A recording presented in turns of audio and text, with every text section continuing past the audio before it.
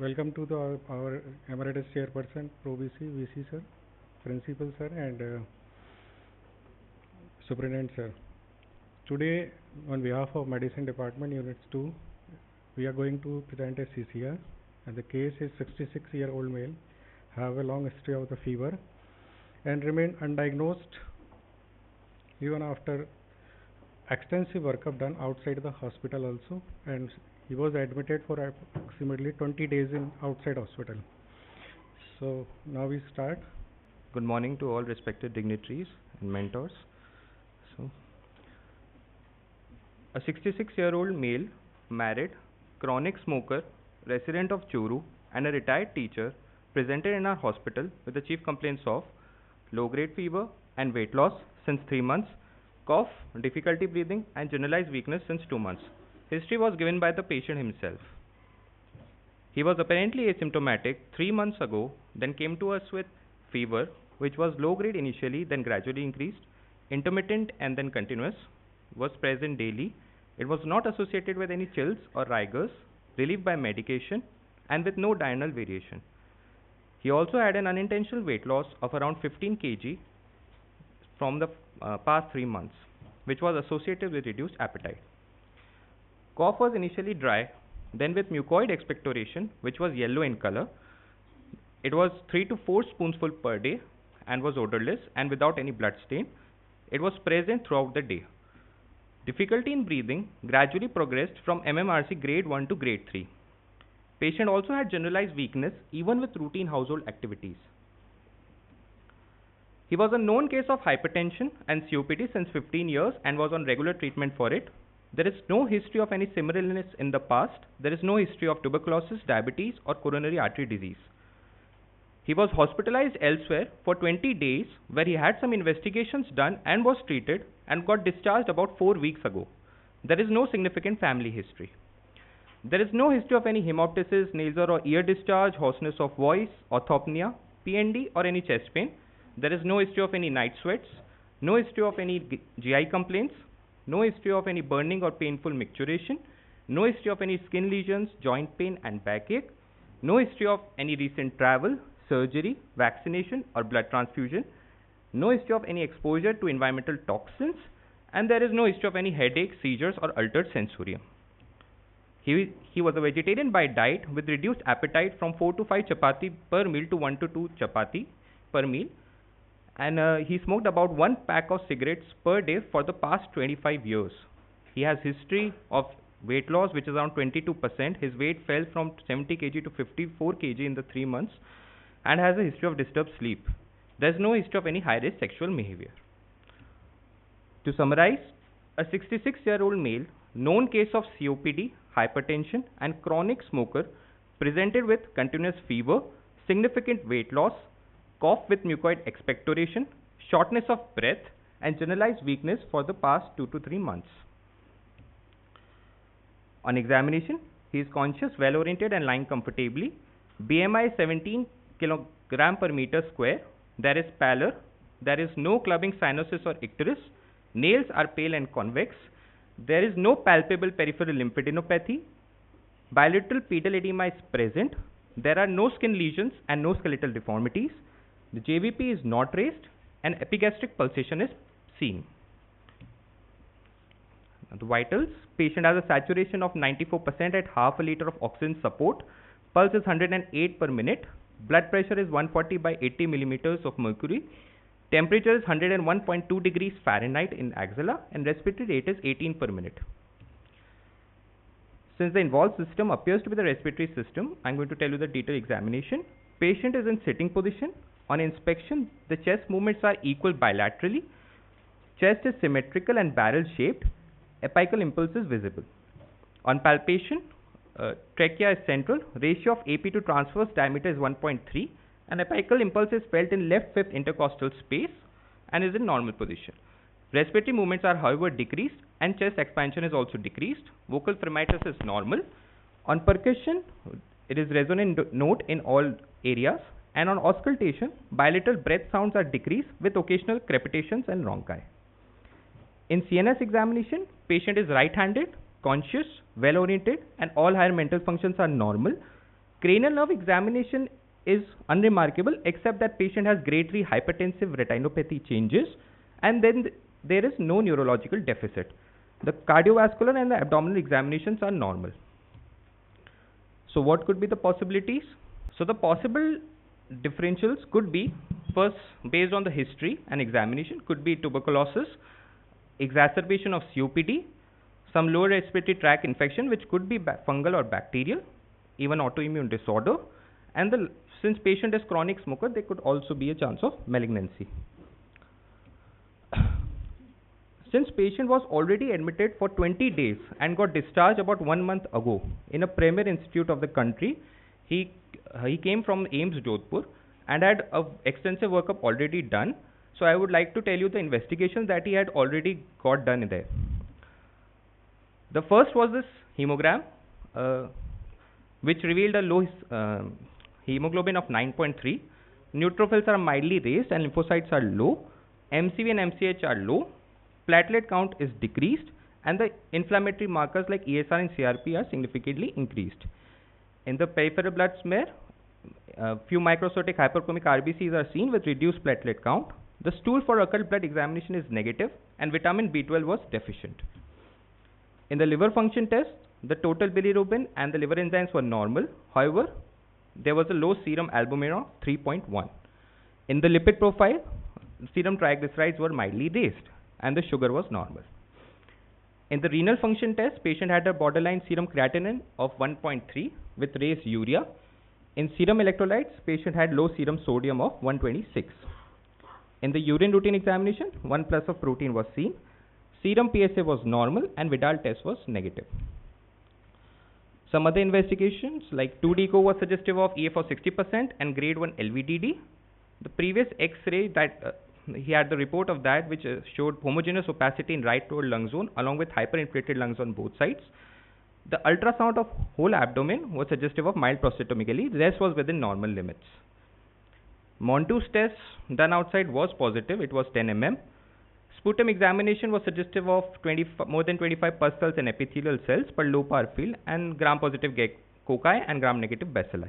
Acid-fast bacilli was not seen, and KOH mount was suggestive of Bernese cells. Culture showed polymicrobial growth. In the special investigations that he had already gotten done, included blood cultures, which were suggestive of no growth. ANA by IFA was negative. ACE levels and D-dimer was normal. The BNP was slightly raised. It was 198. So they calculated the Wells score, which is for pulmonary embolism, which came out to be 4.5. They probably thought that alternate diagnosis then P is less likely, which we here, and sinus tachycardia was added, so they calculated to be 4.5, which is significant.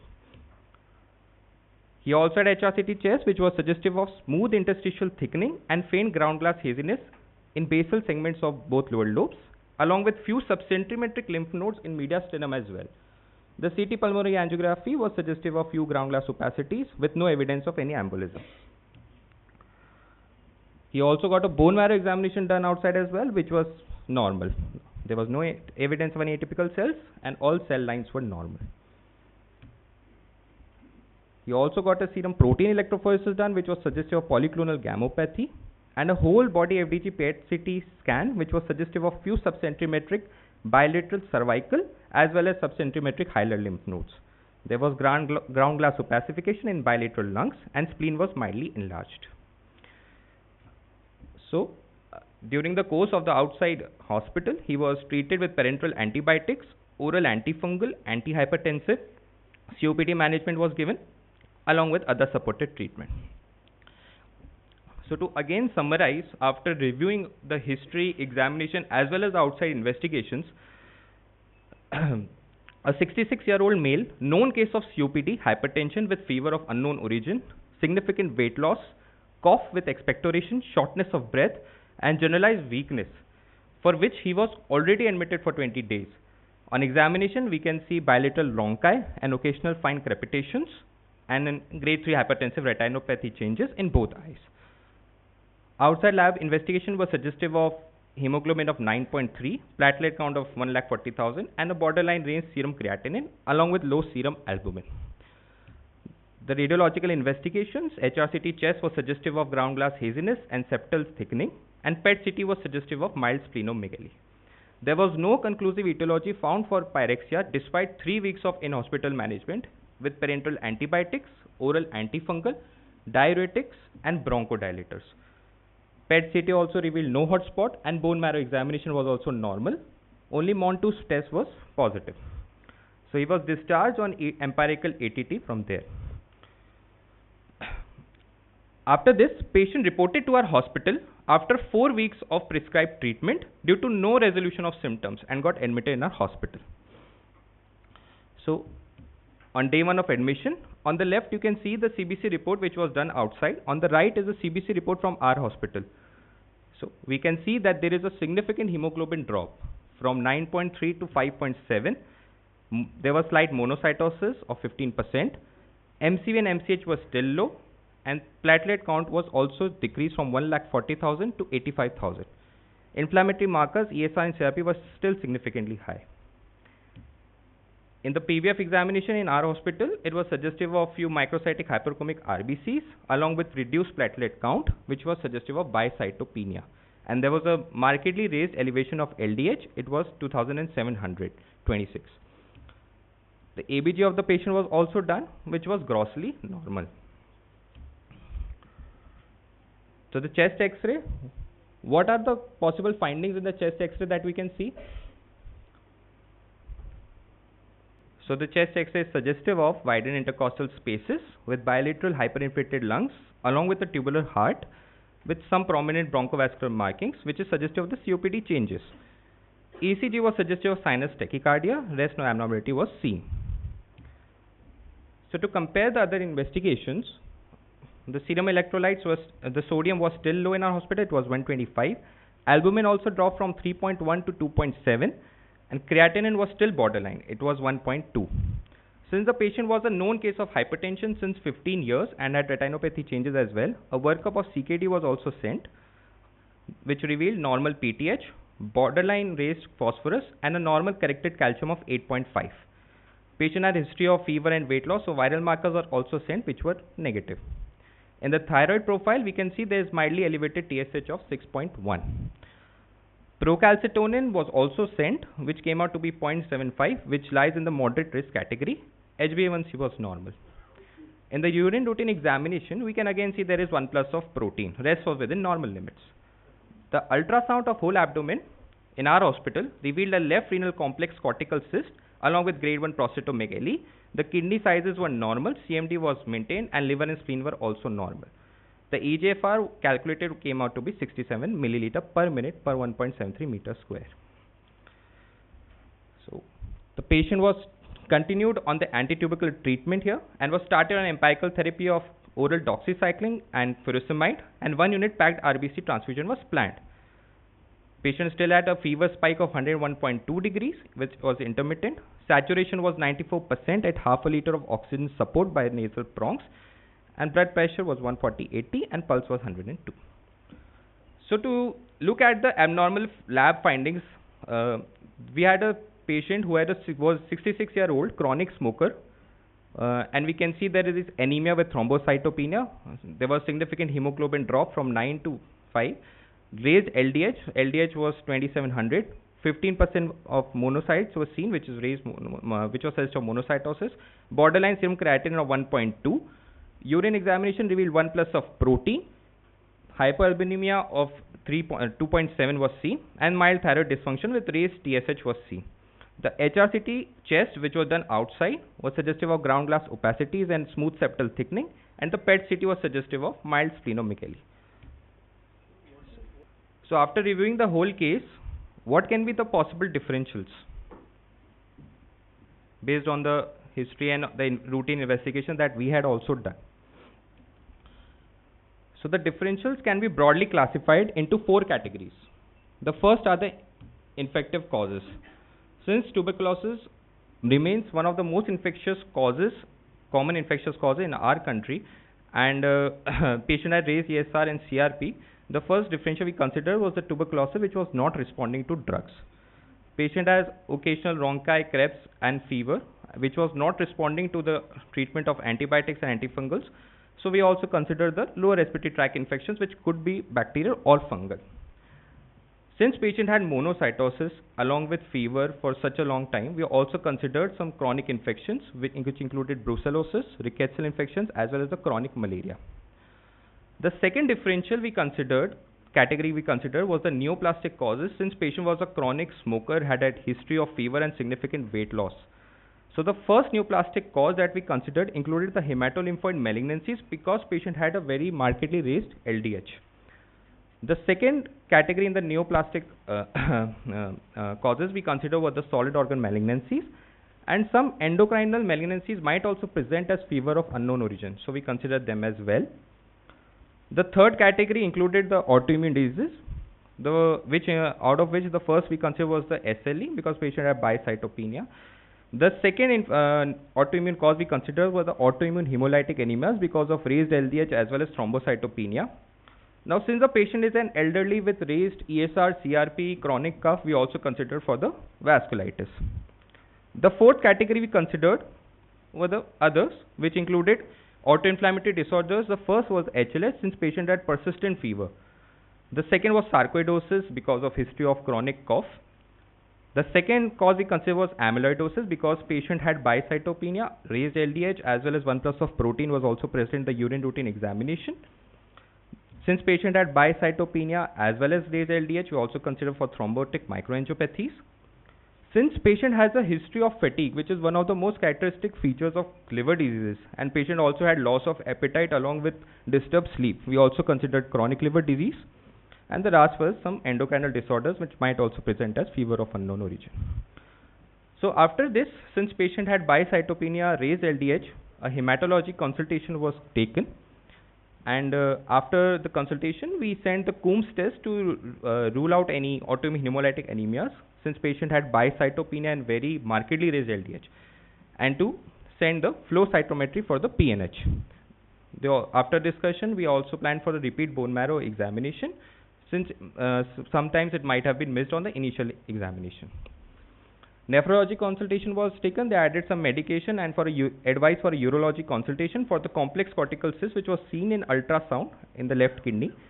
Since patient had a significant hemoglobin drop from 9.3 to 5, and patient is an elderly, some GI loss might have been there, so we also considered gastroenterology. They did an RT lavage, which was clear, and they advised to plan for upper GI endoscopy.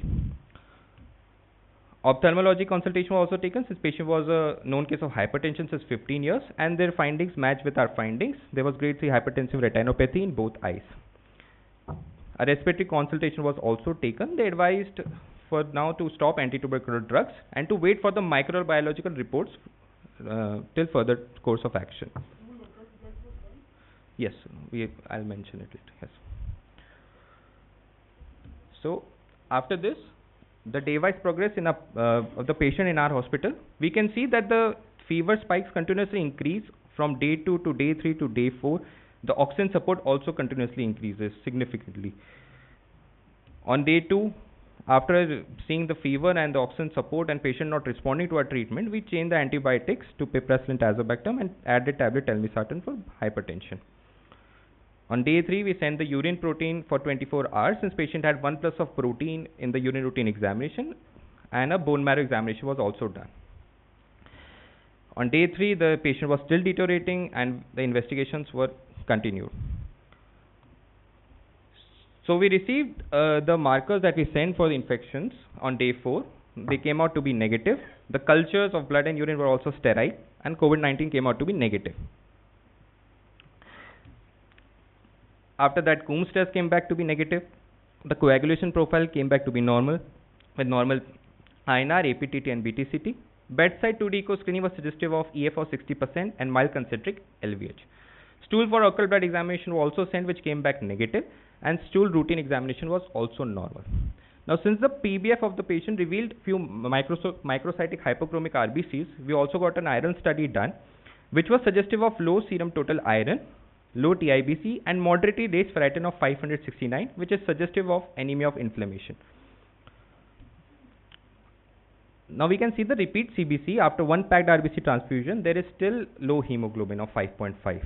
Lipid profile was suggestive of mildly raised serum triglyceride of 289. In the sputum examination, we can see few pus cells, epithelial cells. However, gram-positive coca and negative bacilli were not seen. CB0 was negative and acid-fast bacilli was not seen. KOH mount also showed no growth, and Montu's test came back to be negative, around 8 mm. The urine protein for 24 hours came back to be 1350, which is a non-nephritic range category. The fibrinogen was moderately raised, it was 603. And ANA by IFA and anti-TPO also came back to be negative. So once again we reviewed the differentials.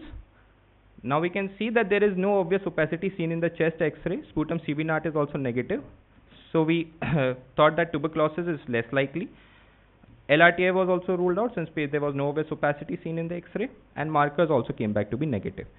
We now shifted our focus to the other causes. Now based on the history, we can see that there might not be any endocrinal tumor or disorder based on the history and the examination that we had already done. SLE was also ruled out because patient's ANA by FA came back to be negative. So after this, we planned for an HRCT chest and the CCT of the whole abdomen. So I would like to call upon Dr. Aditya from the Department of Radiodiagnosis to discuss the findings. Good morning, respected dignitaries, teachers, seniors and colleagues. Today I am here to present the radiological finding of this case. So this is the axial view of the HRCT thorax, in which we can see there is minimal pleural effusion which is seen on the left side of the chest, and minimal pericardial effusion which is seen on the anterior side. In this image we can see there are mild areas of ground glass haziness with smooth septal thickening is seen in both the lungs along with the hyperinflated lung field. In this image we can see there are multiple lymph nodes are seen in the mediastinum, which suggests it's a mediastinal lymphadenopathy. In order to see the necrotic lymph node, CCT chest will be more informative. This is the axial section of the CCT abdomen. Here we can see there are the bilateral renal simple cyst can be seen. One of the largest cyst is seen at the upper pole of the left kidney with few subtle internal substations. There is no calcification, no solids, mural enhancement, and no thick septa is seen, which suggests it's a Bosniak type 1 and Bosniak type 2 cyst. So basically, we use the Bosniak classification system of renal cystic masses, which divides the renal cystic masses into various categories depending on the imaging appearance of the contrast and NCT, and it helps us to predict the risk of malignancy and suggest further follow-up and treatment. So we have the report of the USG thyroid of the patient, in which we can see that both the lobes of the thyroid gland are normal in size and echo texture. There are multiple subcentromantic lymph nodes seen in bilateral cervical region. Rest of the study was unremarkable. To summarize our radiological finding of our HRCT chest and CCT abdomen, we can see there is left minimal pleural effusion, minimal pericardial effusion, mild areas of ground glass haziness in both lungs with smooth septal thickening, which suggests possibility of pulmonary to be considered. There are multiple lymph nodes seen in mediastinum, largest measuring 15 by 12 mm in size. There are bilateral simple cortical cyst, one of the largest cysts in upper pole of the left kidney, showing subtle internal substation measuring approx 2.9 into 2.6 cm size, which suggests Bosniak type 1 and type cyst, which are benign. Rest of the study was unremarkable. Thank you very much. Now I call Dr. Anish Gandhi sir for continuing of the slide. Thank you, Dr. Aditya. Now since we can see that the renal cortical cyst turned out to be benign and there was no other mass or seen in the HRCT chest as well, we can rule out the solid organ malignancies as well. So on day 5 of admission, patient was still deteriorating, had persistent fever, shortness of breath, was on 5 liters of oxygen support. The haptoglobin was sent in view of hemolytic anemias, which came back to be normal, which should have been decreased if we thought of hemolysis. PNH by flow cytometry came back to be negative. The CNK and PNK profiles we sent for vasculitis also came back to be negative. RA factor and interleukin 6 were normal. The creatine phosphokinase came to be a little on the lower side. And the complement levels of C3 and C4, which we sent for tubercular thrombotic microangiopathies, also came back to be normal. Bone marrow examination, which was done repeated at our hospital, also came back, which again came back to be normal. So when we to review the differentials again, autoimmune hemolytic anemias are become also less likely because the MGUMST test is negative, and as well as the haptoglobin is also normal. After this, we turn to other causes. So time was still running out, patient was still deteriorating, and we had no concrete evidence as to what is causing the fever. So on day 6, we reviewed the case again. So we have a patient who is a known case of hypertension and COPD who presented with anemia of chronic inflammation with thrombocytopenia and renal impairment. He is conscious, getting dull but oriented on oxygen support, still complaining of weakness and shortness of breath. To review the abnormal findings that we got in our hospital, we have a low hemoglobin of 5.5 along with thrombocytopenia of 1 lakh per millimeter cube. ESR, CRP are raised. Ferritin is also moderately raised. Fibrinogen is also moderately raised, which are all inflammatory markers. LDH is markedly raised. It is 10 times the normal value. There is raised serum triglycerides of 289, and the urine protein for 24 hours is the non-nephrotic range category. There is mild hypoalbuminemia of 2.7. HRCT chest suggestive of mediastinal lymphadenopathy with multiple enlarged lymph nodes. Largest was more than 1 centimeter in size. Since our patient had fever, bicytopenia, we reviewed again for the HLH. So according to the 2009 HLH modified criteria, since 3 features of the first 4 features are required, we had only 2 features. The fever spike of 102.6 degrees. Splenomegaly was seen in outside PET CT. It was not seen in our hospital and was not palpable. There was a bicytopenia with low hemoglobin and platelet. In the 1 criteria out of the 4 criteria which we require, we had a ferritin elevation of 5.69. Now, since the bone marrow examination was not suggestive of any hemophagocytic cells, there was no hemophagocytosis seen on the tissue biopsy. Now, in the other supportive features, we have a raised serum triglycerides of 289, which satisfies this. But however, the fibrinogen is raised, and it should have been low, and the sodium is also low in our hospital. So since it did not satisfy the criteria, as well as the bone marrow examination also came back to be normal, we can all safely say that it is not even HLH. So after narrowing down, we went retrospectively again and recalled that patient also had polyclonal gammopathy in one of the reports of protein electrophoresis which he had gotten done outside. So we looked at the possible causes of polyclonal gammopathy now, which could be present in a patient and present with mediastinal adenopathy as well as proteinuria. After reviewing the case again, and we narrowed down our diagnosis to these possible causes which could be there in a patient. The first was the lymphomas, which could include Hodgkin's or non-Hodgkin's. The second was sarcoidosis. Third were autoimmune disorders. Fourth were kidney diseases, including amyloidosis, vasculitis, or TMAs. Even tuberculosis could be there. And some rare causes also, like Castleman disease, which is a lymphoproliferative disorder, and also present with unifocal painless lymph node enlargement with these constitutional symptoms that were there in our patient. Along with Tafro syndrome, which stands for thrombocytopenia, anasarca, fever, renal dysfunction, and organomegaly, and Kimura's disease. So to review the differentials again, some rare causes might also be there in our patient, which we added to these. So to summarize again, there were 6 possible diagnoses which could fit in our patient. But now how to proceed further? What to do next? Anyone?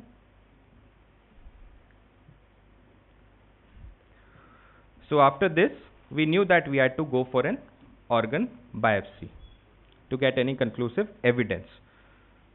Since mediastinal lymph node is enlarged, the first biopsy site we consider was the mediastinal lymph node, in which we could find the evidence of the following diseases, which included Castleman, lymphoma, sarcoid, or even TB. For amyloidosis, the second site decided was the abdominal fat pad biopsy. The third was the site it decided was liver to look for any features of CLD. And the fourth was the renal site, in which we could find evidence of amyloidosis, vasculitis, TMA, and Tafro syndrome. Since patient had already undergone 2 bone marrow examinations, 1 whole body PET CT, and countless blood samples since the last 3 months, he gave us an ultimatum. He said he'll allow only for 1 more invasive procedure and not any more. So we just had only 1 shot at diagnose the disease. So, which site would you consider for the biopsy?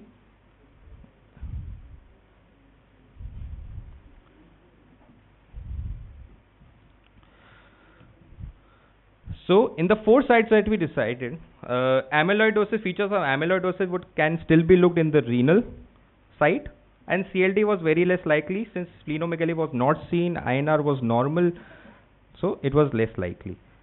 So we narrowed down the biopsy sites to 2 possible sites, which included the mediastinal lymph node and the renal biopsy. So on day 7 of patient admission, the condition of patient was he was still conscious, oriented, getting dull, daily fever still persistent, weakness still persistent, now on 5 liters of oxygen support. We decided to go for a renal biopsy.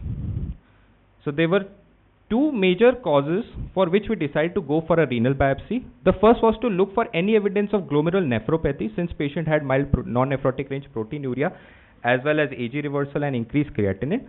The second was to look for any possible evidence of microangiopathy since patient had bicytopenia with low serum hemoglobin, thrombocytopenia and a high fibrinogen along with fragmented RBCs which were also seen on the peripheral blood smear with 10 times the normal value of LDH.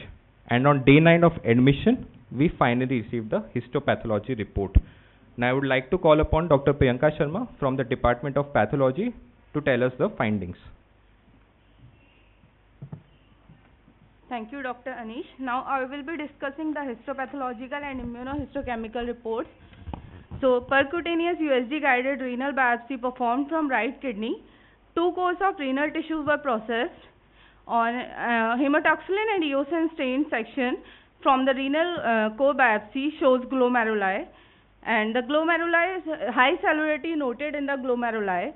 The glomeruli are occupied by atypical cells having increased NC ratio, hyperchromatic nuclei and scant cytoplasm. These cells are most likely lymphoid cells. So, for confirmation of exact histogenesis, immunohistochemistry was performed. The positive markers, the large atypical cells were positive for CD20 and PAX5, thereby indicating these cells are B lymphocytes. And to rule out from T cell marker, the CD3 marker was negative. And CD38 and CD138 was also placed to rule out plasma cells. And Ki67 proliferation index was also high, that is around 80%. The cell shows a strong cytoplasmic positivity for CD20 indicating neoplastic B lymphoid cells, and Ki67 proliferation marker is around 80%. So the diagnosis which was made on the basis of histopathology report and immunohistochemistry performed as it is a case of intravascular CD20 positive large B cell lymphoma. So for further discussion about the case, I would like to call Dr. Anish. Thank you.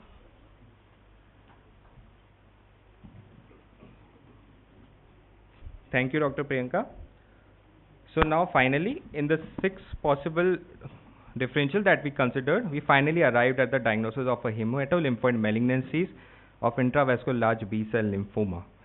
One thing I would like to point out is that we didn't go for mediastinal lymph node biopsy because it was more than 1 centimeter in size and a true cut biopsy would have been difficult to get it from that. And patient was also on 5 liters of oxygen support. And there was just a single enlarged lymph node of 15 mm. So in our case, patient had an unknown cause of fever and unexplained hypoxia. There were features of hemophagocytic lymphohistiocytosis with high fibrinogen and 10 times the normal value of LDH.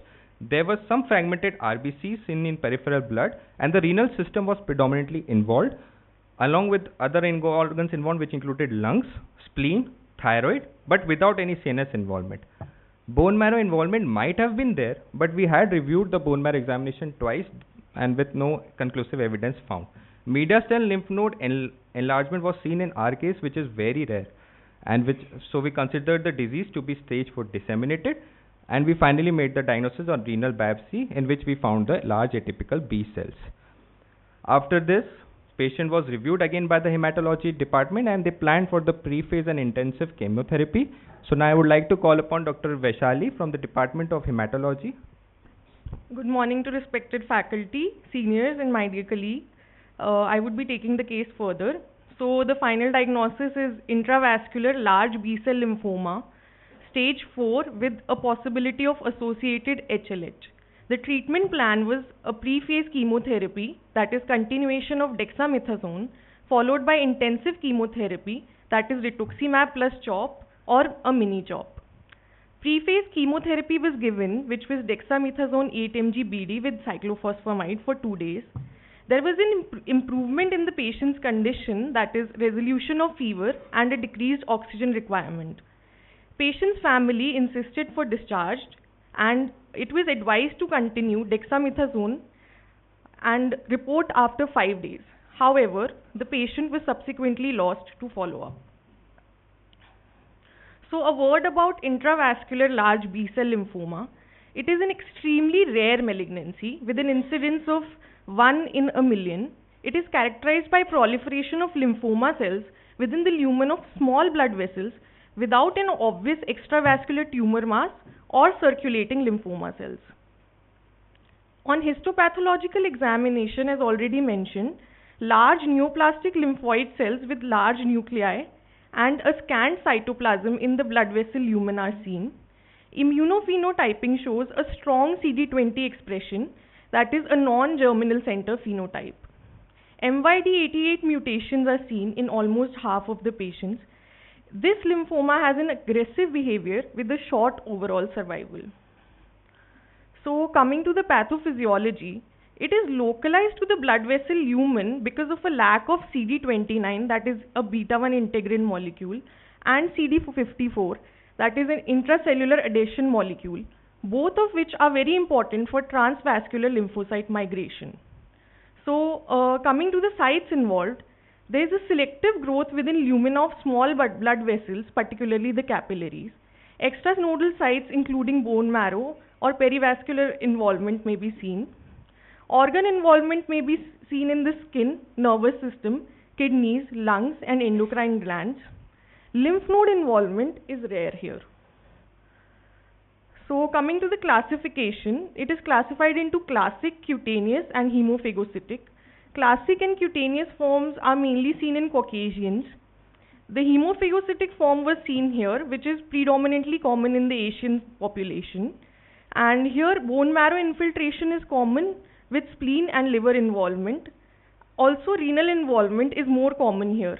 It is a very aggressive tumor with a median survival of 2 to 8 months. So the laboratory investigations already highlighted before.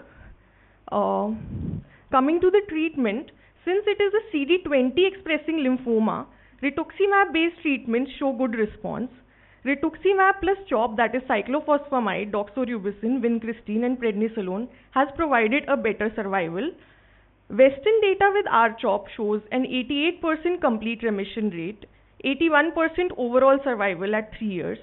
Japanese data says that a 2-year progression-free survival and overall survival of 56% and 66% respectively.